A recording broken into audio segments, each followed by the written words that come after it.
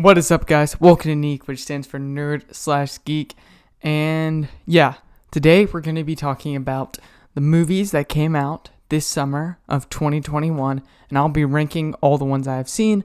I am starting, what I count as the summer is starting with May, and generally I sort of would go till the end of August would be the cutoff, but I saw ShangChi.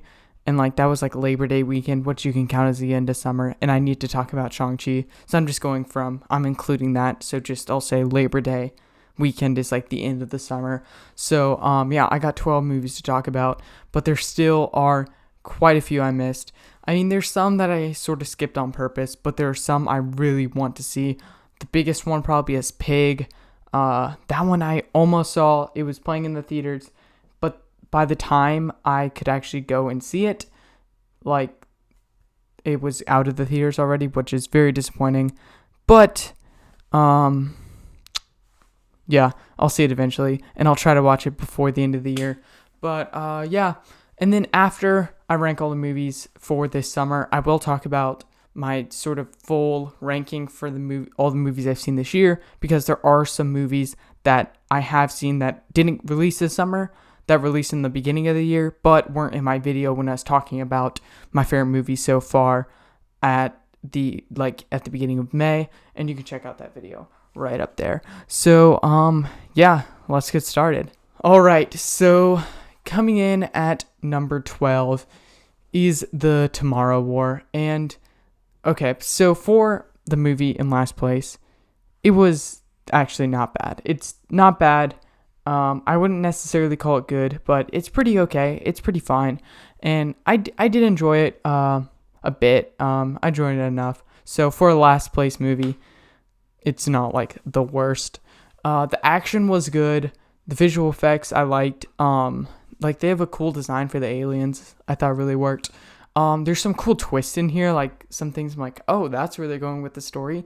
I didn't really see it. And it also makes certain elements that sort of fall into the cliches work a bit more because of these sort of twists they have in here. So because of those elements, I was engaged with the movie most of the time. There were a couple points where I sort of got bored, but mostly I was pretty interested in the movie, but not super engaged. The dialogue is pretty rough. Yeah, there's definitely a bunch of cringe lines, especially some of the humor attempts didn't work. Some of the humor attempts did work though. So because of the dialogue and stuff, and I'm not super invested into these characters and stuff, when the movie does slow down, that's when the movie starts to get more boring. And I feel this movie was too long. It's 2 hours and a half. I feel it should have been just maybe cut off 15-20 minutes of it. You either should add more to the story they have, or cut time, because there definitely was some more padded stuff in the runtime. And I am actually a big fan of Chris Pratt, but I do feel he was miscast here. I don't think he works as this type of action hero. I feel he can be the action hero. I love him as Star-Lord. I think he's amazing in there. And also I really like him as Emmett in the Lego movie. He's sort of a hero and stuff, but it's that type of hero that he is in those movies, I really like him in. But he's not this cool military guy. That's just, I can't buy Chris Pratt as that, and I don't think that's where Chris Pratt does his best. So they need to stop casting him. Hollywood needs to stop casting him in those type of movies and just bring back the other type of roles, because that's where he shines. This is last place for the year, and I've seen 23 movies. So for my last place of the year so far, I've done good at avoiding the crap, because this is pretty good. Coming in at number 11 is Oxygen. It's a low budget sci-fi movie that basically takes place. It's about someone who's stuck in this little chamber, and they're running out of oxygen, and they don't remember who they are. So if that sounds super stressful for you, and you're claustrophobic, and that would just make you freak out, then don't watch this movie. It's not for you. And if you just think that could be super boring, that could also not be for you. It's definitely not for everyone, but for me, it did work for me, and I did enjoy it. They are actually able to keep me entertained the entire time, even though it's at first, like 30 minutes in, I'm like, okay, I'm interested so far, but they still have an hour left in the movie. I feel like this is gonna like get boring just being in this like one chamber. But like as things start coming in and like the way they start doing things later, I don't want to spoil it, actually keep you interested. And like the way they actually like in the third act of the movie, the way like all the questions get answered and stuff, I did find satisfying. It's not like a movie I'm gonna go back to, think about a lot.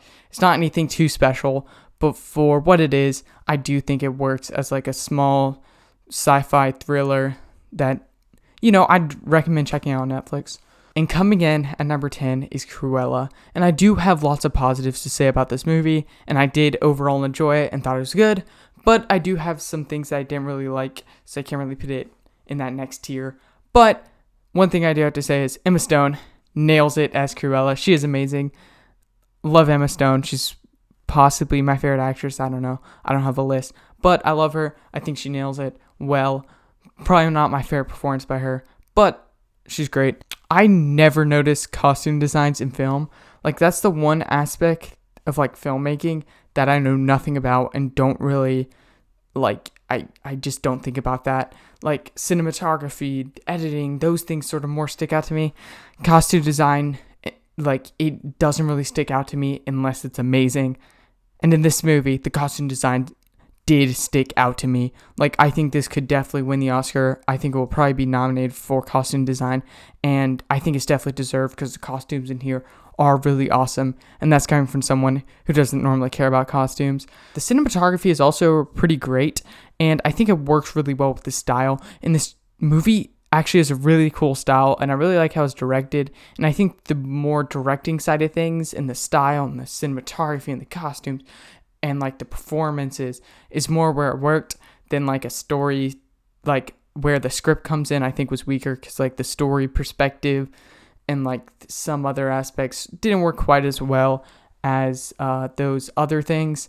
And the pacing, I also just don't think is the best. There's like the beginning, I wasn't really feeling it. Then it like, that's just more like dialogue thing because it's like, especially you have these kid actors and they're not very good, and the dialogue throughout the whole movie isn't the best, but especially in those scenes, and I wasn't really interested in it. Then we go farther into the movie, I'm like, okay, I'm getting into it, and then there's like another part in the movie where I just started to get bored, and then it finally comes back in the third act and I start enjoying it again. So it's kind of all over the place with the pacing. And then there are, as I said, some lines that are kind of cringe, but most of it's not too bad. Just not like mind-blowing dialogue, but like it's pretty good. Yeah, I also do think this movie was trying to beat out Suicide Squad for having the most licensed music.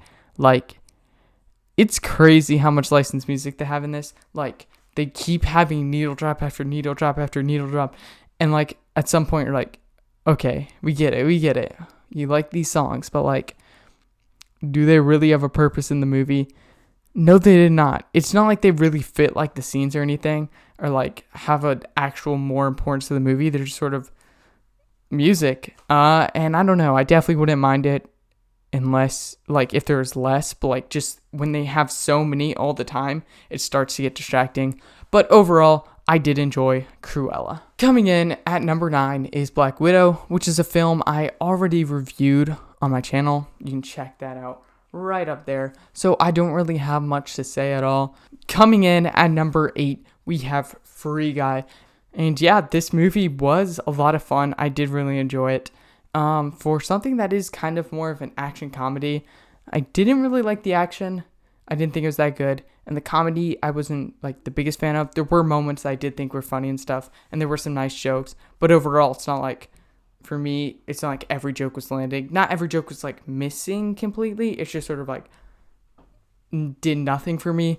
Lots of the jokes, but regardless of that, I still really enjoyed this movie. It's a cool concept, explored well. I think gamers will really like it, and I just really like this type of thing that like sort of, you know what I'm trying to say, this type of genre, if you know what Free Guy is about, it's really sort of interesting to me, and I do really like how they do explore it in this sort of form. I also really like the cast here.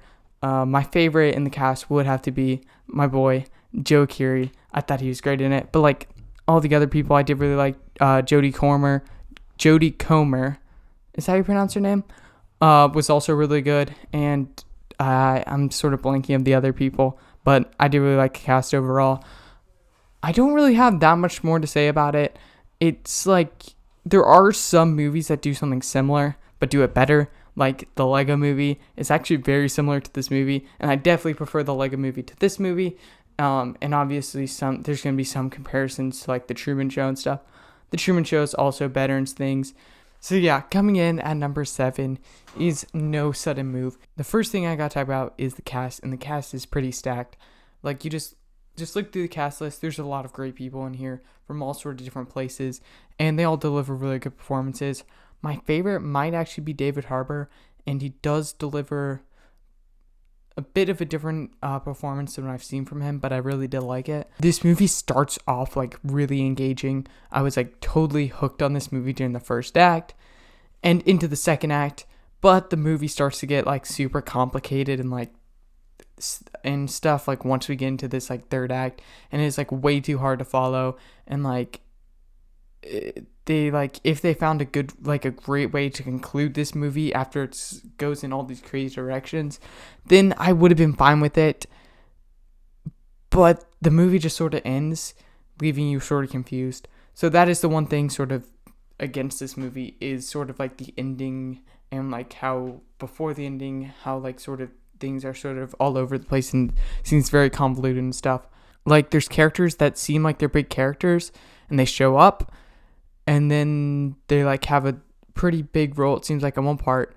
Like we get a scene with them like setting something up, and then they just don't show up in the movie 30 minutes later. And yeah, just stuff like that. I think there really is a great movie in here if they could stick the landing, if they could just fix some of these convoluted things, or maybe they're not even convoluted. Maybe they just seem that way and they need to tie it up. I don't know. If they stuck the landing better, I would be able to say it's great, but it is still really good with some really just engaging stuff in the beginning of the movie, some great cast. It like looks good, and yeah, there's also like a sort of, I mean, it's not really that big of a spoiler, but I guess if you care too much, skip ahead.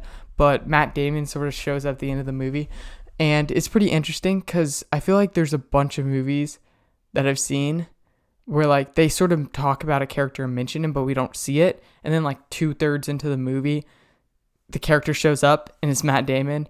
This also happened with Interstellar and Saving Private Ryan. So like 2 times that's a coincidence, but like with 3, there's got to be something.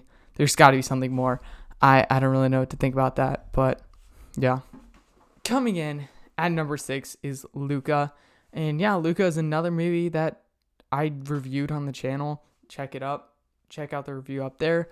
But so I don't really have much more to say. I like it just as much when I saw it. It's just a really fun, entertaining time. Not Pixar's best, but that's just because Pixar is so amazing. Because this is a really good film that it is simple, but it works in simplicity. But I guess can't reach certain heights because of it. But I definitely would check this out if you haven't. Coming in at number 5 is In the Heights. I like this movie a little bit less than when I first reviewed it. I still think it's great, but it didn't really stick with me the way I thought it would, and hoped it would. Like, I haven't listened to music as much and really haven't thought about it. But most of the stuff still stands. Just do sort of have less enthusiasm to the movie as a whole. But still a great movie. But yeah, it's kind of, I finally rated a movie. I normally don't rate movies in my videos because my ratings do change. It's like I finally did one because I was confident, and my rating actually did drop. So this is a sad moment, and is why I'll never rate a movie in my video again. Coming in at number 4 is Coda, and this is on Apple TV Plus. And if you haven't watched the movie, I definitely would recommend checking it out. It's especially a great movie to watch with like family, not like a family movie in terms of like more for kids, because it's not a kids movie at all.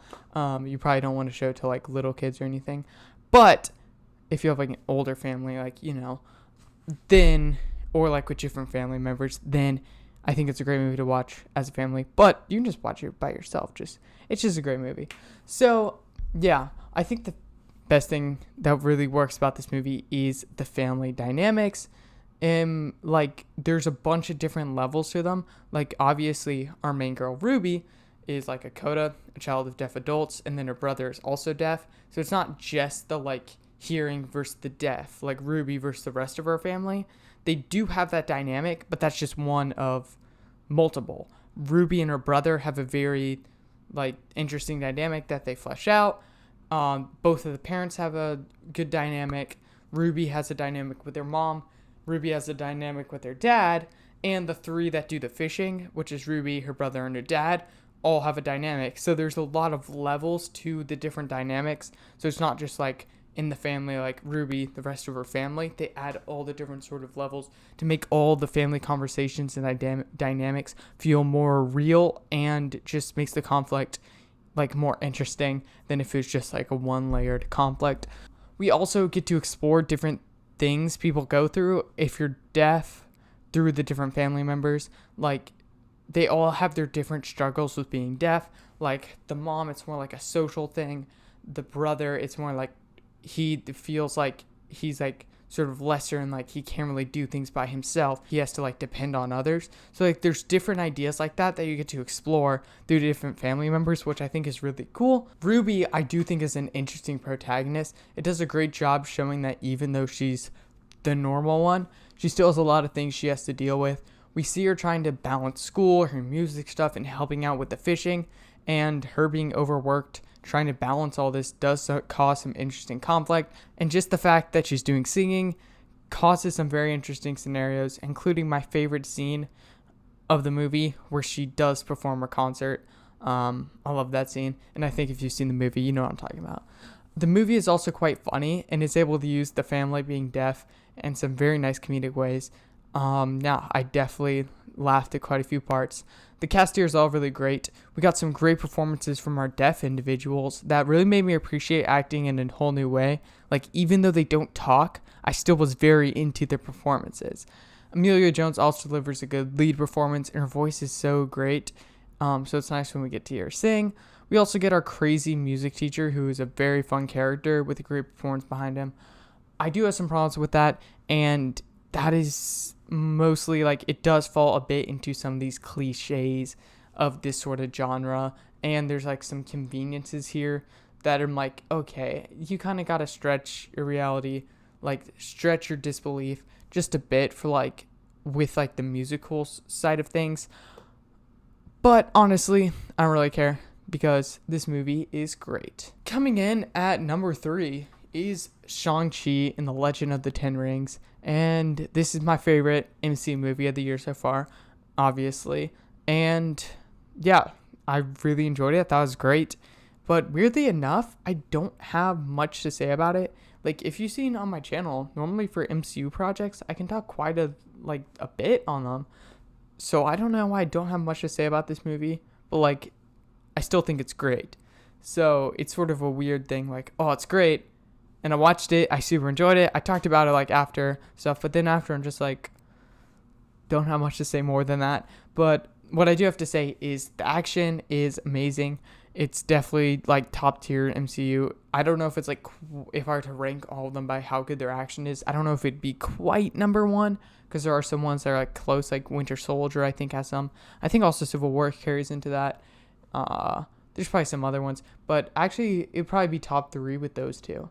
But anyway, yeah, the action here is awesome. Like, this bus fight in the beginning of the movie is like, it really hits all the different levels of like what I want from like a scene, because it has cool actual fight choreography. It is interesting, like it takes place in an interesting location and uses its geography of the fight really well. And it has a bunch of stakes outside of the just actual fighting, with like them being on a bus and that sort of thing, and it does a good job at raising the tension. Also, it has like civilians it has to protect, so there's a bunch of different levels to make you really engaged in the fight scene. And it does have the great fight choreography too, and also there's some nice touches of humor that are used in the right way, as I think they should be in the fight. So I just love that moment. And then later in the movie, you get this like fight on the side of a building, which continues like lots of the other stuff I liked, like using its geography well, using the like having just cool fight choreography, but also have it stand out from being like on the side of a building, which makes you be able to do unique things. And then we also got like our final battle, which I think is I really enjoyed the third act of this movie. I thought it was great, and I did think the action was really good there, because I think it does a good job mixing the fight choreography, that sort of thing, but then also it does have like it does utilize like CGI and like this big sort of spectacle stuff, but then also it's like cool fight choreography and stuff. So I think it hits both of those elements really well, and it's just a cool moment overall that does a good job paying off some things. If you like saw my review for Raya and the Last Dragon, like I went pretty hard on Awkwafina because I did not like her in that movie. Like I did not like her. So I was very scared with how I was going to like Awkwafina in this movie. As scared I was not going to like her. I mean, I actually have liked Awkwafina in some other things, but I felt like in a movie like this, in a MCU movie, she was going to try being too much and sort of take away from some of these other scenes. So I'm surprised to say I actually did like Awkwafina in this movie.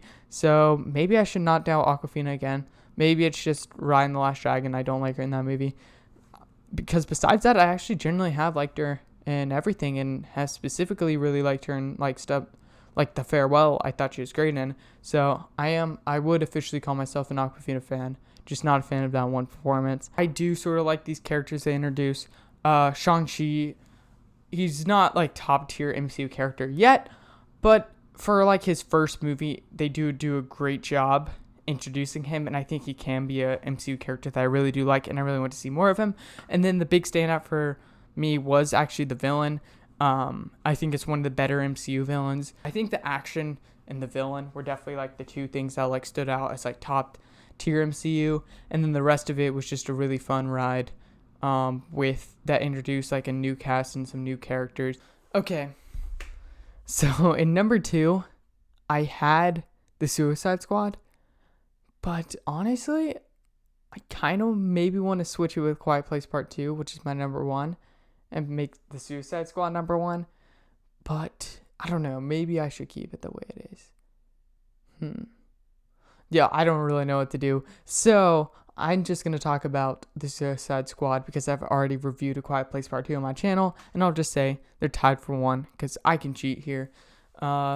Maybe you can choose in your brain whatever one you want me to have as my number 1 based off which movie you prefer, and I won't disagree. The Suicide Squad is my favorite DC movie. I think it pretty easily fits in that space. And yeah, I definitely would say it's one of the best DC movies in general. And I think we got to give mad props to James Gunn. And I think he does a really great job both in the directing and writing standpoint. The movie has a good, unique style to it. It's very different and wacky and creative.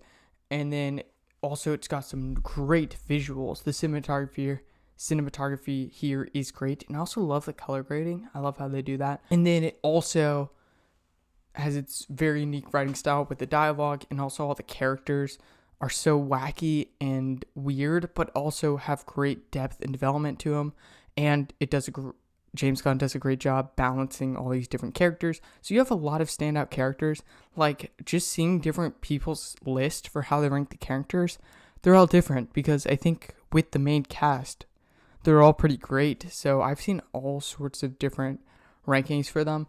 And for me, I feel like most of like the main characters, they're basically all tied for me. I feel like I like Polka Dot Man the least out of them, but I still do really like Polka Dot Man. And the fact that they can make Polka Dot Man a good character really says something. It's a very funny movie, and I think it also works great with this cast, as these cast have great chemistry, nail the characters, and have great comedic timing.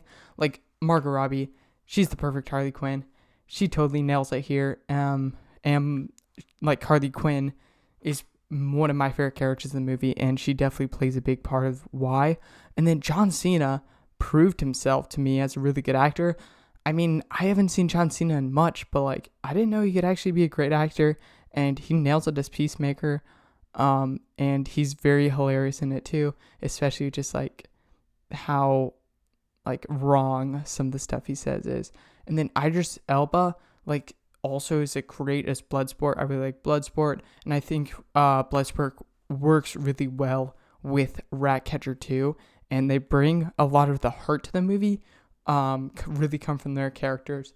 And also, Ratcatcher, like, I don't know how they can make Ratcatcher a good character too. Like, that is just crazy. And also, like, Rick Flag, like, he's more than just a generic military man in this movie. They're able to do more with him, which is really cool. And then also, like, King Shark is King Shark. How can you not love him? I love Sylvester Stallone in him as him. He's King Shark. Like, I don't know. The action is really good, like, especially that Harley Quinn fight. But there's, like, a couple points where I think they just went too overboard with the violence. Like, okay, we get it. You can do what you want because DC is letting you do anything. But, like, okay. Then there's just certain points and, like, that's just going overboard. Like, you're just doing that just because you can. There's no actual reason to have there. It doesn't really do anything. Like, sometimes you can do, like, I do like when they go for the over-stylized violence. I think a good example is Django Unchained. I think that works really well for when they do go more unrealistic with it. But, like, here, I don't think it works quite as well. But yeah, that's really my main negative with it. I do think there's a couple of the jokes, even though it is really funny, a couple of them don't land. I guess it does drag a bit. I feel like I've been saying a bunch of movies drag a bit in the middle, so I don't want to say that again, and because it makes it seem like that's my only criticism. But randomly, these movies have all had that criticism. But also, I guess just keeping with a movie, like the first act, you can, like, write stuff. Like, the third act, you can, like, sort of end it. I do think second acts are hard to make, so maybe it is a common criticism, but I don't want to just make it seem like, oh, I just hate second acts, because I am a big fan of second acts. Hopefully you guys aren't looking too much into this, but hopefully you just don't think I hate all second acts in movies and think they all just are drag and are boring and stuff. Anyway, now I'm getting off topic. That's really all I have to say about that movie. And yeah, I said the other movie, Quiet Place Part 2, I did a review on it, so yeah, check it out there. You know the drill. So I don't know how much more to say about that movie. I thought it was great, like, equal to the first one in my opinion.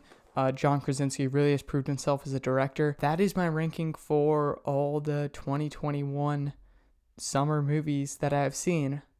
So yeah, if you want to see where those films fall into my big 2021 list of, like, all the things I've seen, you'll have to go to Letterboxd. So let me pull up that list. If you're not following me on Letterboxd, go follow me on Letterboxd, because that's where you can get, like, a lot more reviews from me and see my thoughts on all different movies. But there we go. There's the list. And you'll see that there's two movies that I didn't talk about in my last video of ranking movies this year. But I didn't talk about this one because they did come out during the period for the last ones, but I didn't see them yet. And that is Little Fish and Demon Slayer. And based off, like, the rankings, if you're able to, like, see, like, what I did really like both of them. So I thought both of them were great. And I think Little Fish is, like, one of the more, I guess, not underrated technically. It's, like, not enough people have seen. I don't know. Not enough people have seen Little Fish, and you should go check it out on Hulu, because it's honestly a great movie. And then the other one, the Demon Slayer movie, if you want to see my thoughts, just read my Letterboxd review. So yeah, follow me on Letterboxd so you can read my full thoughts there. And I also do have a review for Little Fish, along with a bunch of other movies. So yeah, go check me out on there. But that's basically all I have to say. Those are my ranking of the movies so far this year.